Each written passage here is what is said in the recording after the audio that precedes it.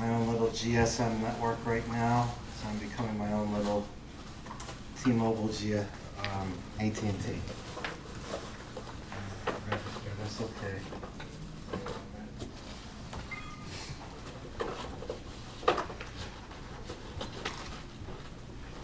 Let's register.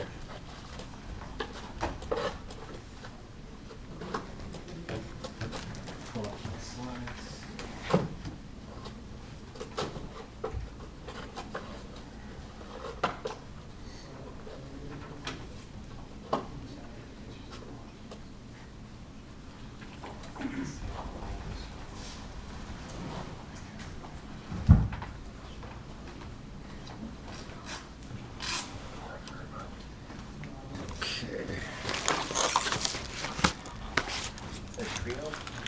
It's a trio. I have one of those years ago. Okay, I'm just waiting for it to, but that's okay, I can start without it.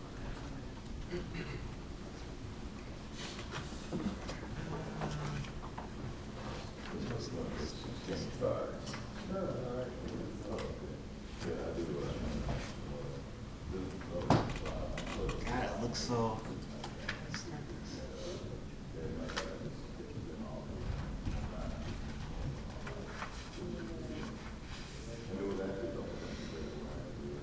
I'm just looking where I can get to that.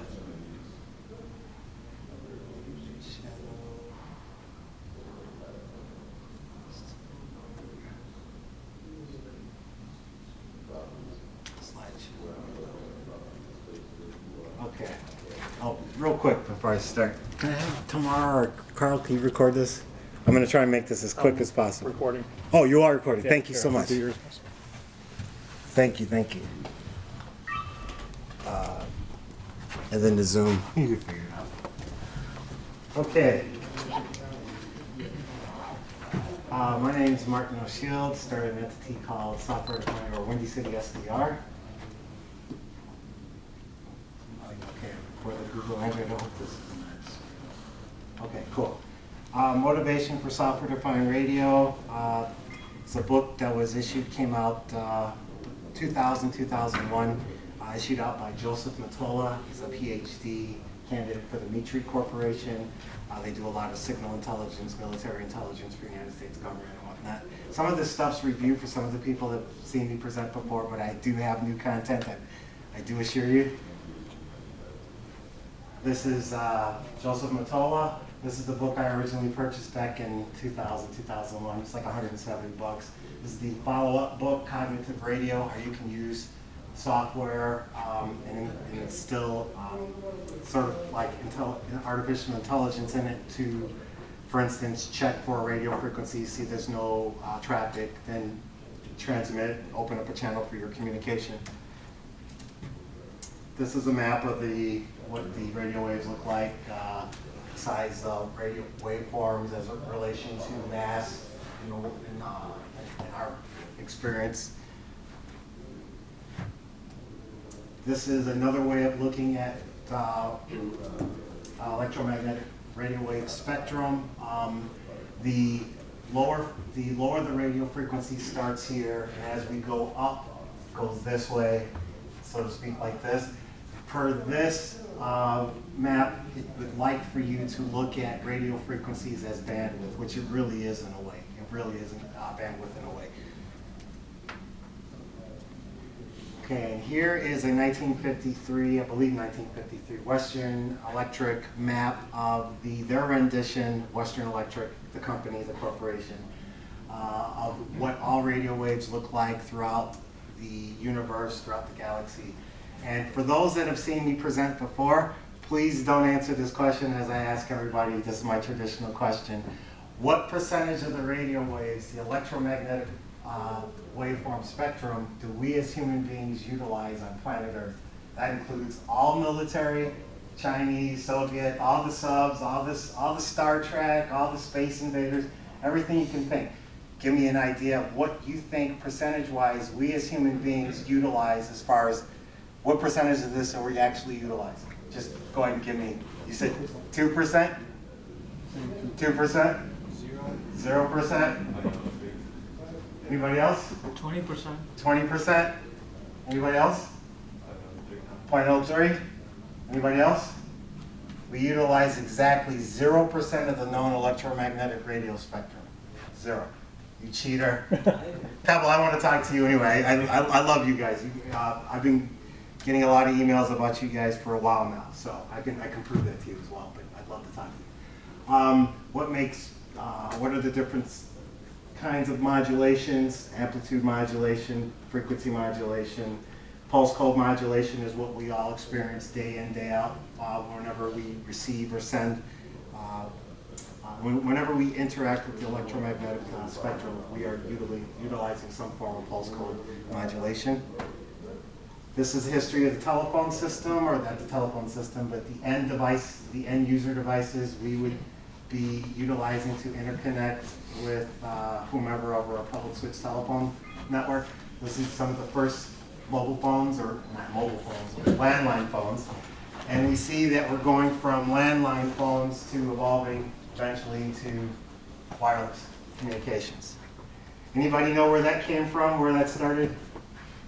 Started at my school, IIT. Okay, very good. Which I was actually supposed to speak there a couple of weeks ago, but I couldn't get out of the garage because of the little wireless key card. Okay. So yeah, very embarrassing, very embarrassing. So looking at all the looking at the electromagnetic radio spectrum, we see all the different devices that interact with the electromagnetic spectrum. Okay, so all these separate devices. And my thing is like, wow, it's hard to keep up with all this stuff. Can't there be just one device that you can manage all your wireless needs? So back in 96, 97, 98, an individual named Vanu Bose. Anybody heard of Bose wave radio, Bose speakers, Bose headphones? Okay. His son, I'll go back real quick. His son led a group of, his son got a PhD on software-defined radio from MIT. He got his bachelor's in mathematics, his master's in computer science, and his PhD in software-defined radio. This is before he and I signed NDAs, before he flew out from MIT. We met here in Chicago, and we're going to do some stuff. This is significance of the Bose family. Amar Bose started Bose wave radio. Okay, it's a picture of his father. His father just recently passed. I'm very respectful of them. The Bose family did a tremendous thing here for the United States as far as the technology they brought and the innovation. Amar Bose's son, right, Vanu Bose. Vanu Bose, while he was in, oh, go ahead. I just missed something. When you're saying 0%, that doesn't make sense. Yeah. Is it maybe 0.0001% or? No, as a matter of fact, it's less than 0%. When we try and calculate the number of radio frequencies that we as human beings utilize on planet Earth, that we actually occupy, it's less than 0%. Can't be less than 0%. It is.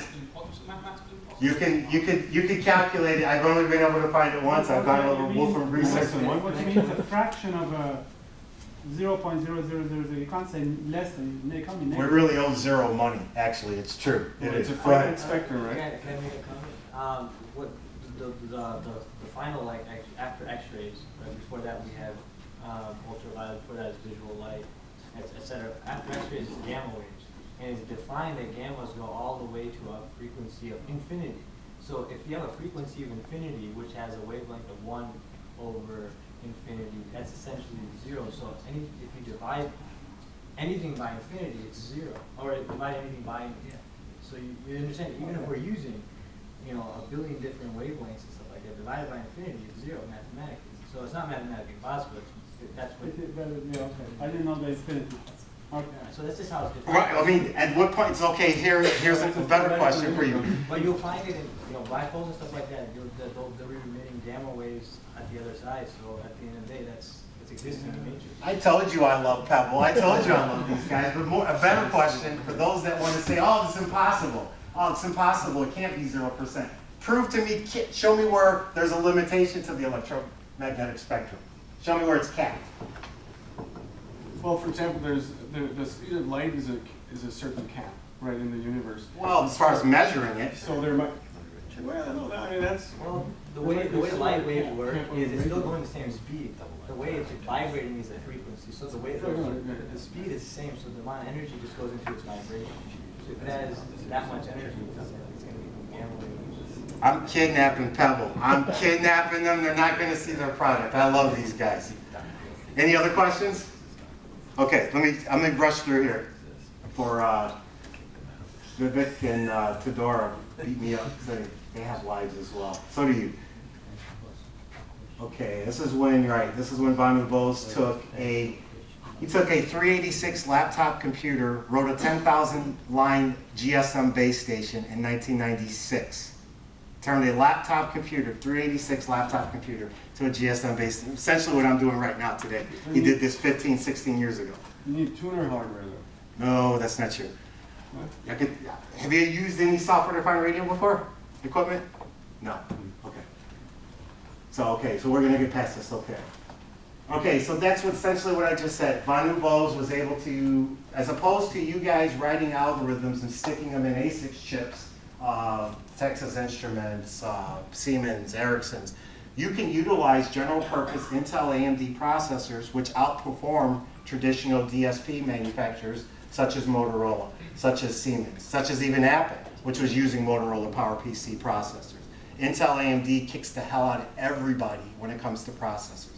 ARMs kick the hell out of Intel AMD right now as far as consumption of power, but overall horsepower, Intel AMD runs them right over. ARMs are 50 to 60% roughly of the processing power of an Intel AMD processor.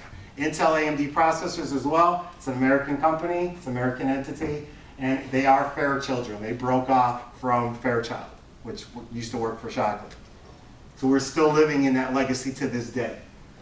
Vanu Bose, this is a traditional GSM base station, which you see in the brown. It's a legacy Nortel GSM base station, estimated $200,000 to $300,000. Vanu Bose, utilizing 10,000, 20,000 line of code, is able to stick it in a 1U server. What you see the gray box circled, that's a 1U HP server. That thing, I think, was $3,000 to $5,000 back when he first purchased it, loaded the software on it. This replicates this system. Okay, this is the wave of the future. Being able to run or change your radio wave, your waveform, by simply changing the software on your Intel AMD processor.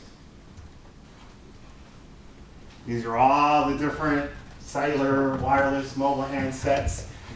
This is around the time when Chicago, which started the United States, which started both the United States and the world's mobile phone industry, right here in Chicago, down the street at Soldiers Field, 1983. This is when roughly around this time frame where we lost it. Chicago's never been the same.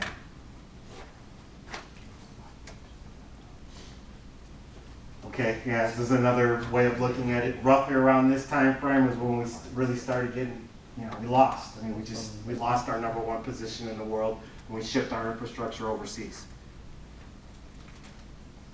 Okay, how software-defined radio can revolutionize wireless. I was going to bring the PerVices Nectar card, but that which I'm about to show you, or what I have on the table here, I'm going to be manufacturing, which complements or pretty much the same. Okay, this is what I wanted to try and show, but actually, let me see if I can. I wanted to show OpenBTS on Android, running it on Android devices, but I won't do that for the moment. Okay, yeah, you can run GSM, OpenBTS, which is the open source version of GSM base station. You could get it to run on Android operating system. And here's essentially how you'd have to do it. You would have to configure it to cross-compile it for ARM processors. So this is the information here that allows you to do it. I honestly need some help with this. I have a lot of ideas with regard to Android, and some of which I'm going to be demonstrating here. Software-defined radio from a USB capture card. It was this guy, Antti Palisari, who discovered that this USB stick I'm about to pull out of my pocket, the firmware was never locked down. So since the firmware was never locked down, they were able to hack and create their own firmware, getting the IQ data directly out of this USB stick to talk directly to, or dump the IQ data into memory on its standard PC, which if you run the appropriate software, will turn this into a software-defined radio device. This one stick grabs all radio frequencies from 0 through 2 gigahertz, and for under $10, under $11. I think I paid $10.57. Thank God for hackers. Universities are teaching with these devices. This is very true. I still have yet to see us here in the Chicagoland area, any of our universities doing such. I do believe we are behind. RTL SDR stick. This is Martin Marinovich. He has an Android application called SDR Touch. That's it right there. I'm gonna pass this around so everybody can play with it. The tablet costs about $600, so please be very nice. This will allow you, I'll turn on the,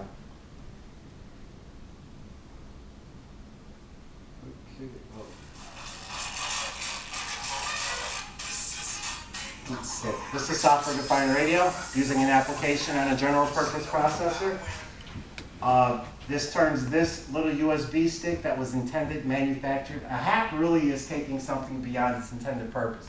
This stick was manufactured with the intention of us being able to watch television on our portable, our computer systems, whether it be a laptop or a desktop computer. But since this firmware was never locked down, software has been springing up to take advantage of the IQ data that gets pumped into a general purpose processor. So now, with just your fingertip, you can scroll from 0 megahertz through 2 gigahertz. Motorola, to get something like this, the equivalent out of Motorola, probably costs you $30,000 to $40,000. So I'll pass this around. Please keep the volume down as I finish up on my presentation. So, Go ahead, I'm sorry. Yeah, so don't you need a tuner stick like this for the Bose GSM base station? Yeah, that was my question. Yeah, you need something that vibrates. You need a transceiver. You need something, right? That was my question. But because we're able to, because now we agree to not do any of the modulation, the spreading, the filtering traditionally done, once done in hardware, the big brown picture that you saw, all the hardware filtering, all that stuff. All of that stuff is in software, exactly. We're doing it all entirely in software now. So all we really want is a wideband receiver, wideband front end, a wideband DAC and ADAC, and then dump the rest of the IQ data on our general purpose processor. Okay, yeah, and actually what you guys will be seeing as I'm passing around is version 1.6 of SVR Touch. He just came out with SDR Touch 1.7. The difference is they use the audio as part of the Android NDK kit, or NDK as part of the Android Studio kit, I believe, as well as what's most important to me, as both as American and as somebody that'd like to see this developed here locally in Chicago. It has experimental x86 support. Why is that significant? A lot of people are always talking about, well, apps are the wave of the future and whatnot. And I think that's only partially true. I think it's minutely true. I think basically ARM processors have been manufactured either out of Qualcomm, out of the West Coast, but they usually do that for their own proprietary waveform, which is called CDMA. Or it's been traditionally been other manufacturers outside the United States, such as out of Britain or out of Asia or whatnot, which in my opinion, we purchase more of those ARM processors, it makes us less competitive as a country. That's just my opinion. But what we're seeing now, as you'll see from the slides, and I'll hurry up, is that now, okay, this is something you guys are gonna wanna see, but basically that same algorithm that you can stick in an Android tablet, you can stick in an iOS device as well. That's the power of software-defined radio. I know this is an Android thing, but this application, this is essentially a CAF file is audio, it's proprietary audio format for Apple devices. But all this is this digital confections, their iSDR, iPhone, iPad, touch application is the same algorithm that you can stick in an Android device, okay? And that's what you want with it. With regard to Android as well, there's developers out here that are designing installers that will allow you to take a version of Linux and customize it. They'll throw it onto your Android device.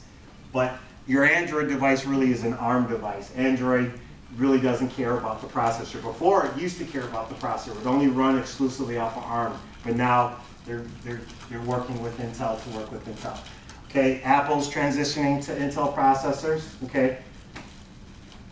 Motorola, okay, can't beat Intel, okay. Their PowerPC processors can't touch Intel, all right. And that's why we're seeing everybody really jumping on Intel and AMD for their processors. Our mobile devices have Intel inside, okay. Intel chips to challenge ARM devices without question, and I do believe Intel will win. I hope they do. We as Americans better hope they do. Okay, comparison between the Qualcomm Snapdragon. At least, you know, I'm pro Intel AMD. I'm not necessarily for ARM. I mean, I'll work with ARMs, but at least these are two American companies. That much I can say. Okay, what's so special about Intel? Yeah, Intel's got, you know, they have mean processors. It's hard to beat. Okay, so here's my software-defined radio board, and basically I'm going to pass this around real quick. I'm manufacturing these locally here in Chicago, in the Chicagoland area. And this board was designed by a company out of Bangalore, India, called Excellence Inc. It was passed on to me by Agile SDR Solutions, which I've been rapidly developing different software, customized software and stuff. You'll notice on the side it looks gold or copperish. It is copper, but everything on the front and back of this board is gold. And as soon as I get through showing you guys this board, please be careful with it. It costs like $2,000 just to make the one board. These boards will be going to, I'll show you next. These boards will be going to a local manufacturer here in Chicagoland area where we're going to start manufacturing these. You can pass those around. And I'll get to who's manufacturing my boards or whatnot. All Indian. All Indians. Indians have been so good to me, I tell you. So the board itself, the whiteboard that you see, was manufactured out of by EI Connect, Electronic Interconnect, out of Elk Grove Village. This is the board that was sent to me out of India. It was hand soldered, okay, out of a guy's living room. Okay, we're really getting smoked when it comes to hardware. We're getting, the United States getting killed. So what I'm doing is I'm noticing stuff outside the United States and I'm bringing it here and I'm manufacturing myself. And what I'm going to do is I'm going to make some changes to this. But this is what EI Connect manufactured for me. They assembled the board. They manufactured the board for me. Next, it will go to Vora Flextron Assembly. Vora is the coldest person I've ever seen when it comes to hardware. This person, Flextron Assembly, both of these companies, EI Connect and Flextron Assembly, they're both out of Elk Grove Village. We do not, in the city of Chicago, have a single PCB manufacturing facility. And we have a total of 3 in the entire state of Illinois. That's how seriously, in my opinion, we're not taking technology. There's a total of 233 PCB manufacturing facilities in all of the United States itself. And we have 3, none of which are in the 3rd largest city in the United States. We are not taking technology seriously whatsoever. My opinion. You might also want to add that we're ranked only 1 out of the 10 Alpha Plus cities, with Alpha Plus Plus being only London and New York. Wow. So there's that, you know, if you go to Wikipedia and look at global city, it pops right up there. So it's, Chicago's right in that category, just below the top 2. We used to be the best, #1, hands down, smoke the world. We don't know how to do that anymore. I mean, it makes me want to fight. It really does. It makes me want to fight. Okay, so this is my operating system, or it's really basically Ubuntu that I've customized with OpenBTS, configured to talk directly to Google Voices Network. Okay, so what you see now, this is just, I wanted to make sure I included this in the slides, just in case this wasn't going to work. But we see that I have a GSM base station running off a laptop computer. It's been up 22 hours. See, I have an active phone call, GSM format. It's roughly 384 kilobits or 400 kilobits for one simultaneous phone call to go through the device. But what does this have to do with Android? Well, on this customized version of Ubuntu, which I'm calling Android SDR, Android Software Defined Radio, I give you the opportunity, I give you Android Studio, so you can continue programming from one environment either any and all of your Android devices, which offers you a mobile device, but really inflexible mobile device because it can only access certain radio frequency floors, while at the same time from your one operating system you can create GSM base station. I'm working on LTE, I'm working on TV white space applications. So now once we create our LTE, our software defined radio applications, whether it be in a Linux or a Windows environment, you can go ahead and create your app from Java, program your Android tablet or your Android device to work with your infrastructure app that you're running off your laptop, if that makes sense. Any questions? I want to be clear about this. What server software are you using? This is Ubuntu 12.03. I'm using Asterisk as my VoIP server. I have OpenBTS pre-configured with Google Voice. I have this all running off of a little mini USB stick that I'm going to be providing with the board when I sell them, so that people should be able to, when you get my board and you get my little USB stick, it'll be this operating system, you should be able to create you should be able to create a GSM network in under 5 minutes. Just plop it out of the box, boom. Any questions? I'm sorry if I, okay. Okay, and my board that I've been passing around, it's the equal, actually, this is the equal, let me see if it's registered. Oh, okay, yeah, I'm not registered. This one board is the equal of all products manufactured, not all, a majority of the products manufactured by Motorola Mobility, Motorola Solutions, and now Google. Google filed what's called a Special Temporary Authority, STA, essentially telling, hi FCC, me, Vivek, and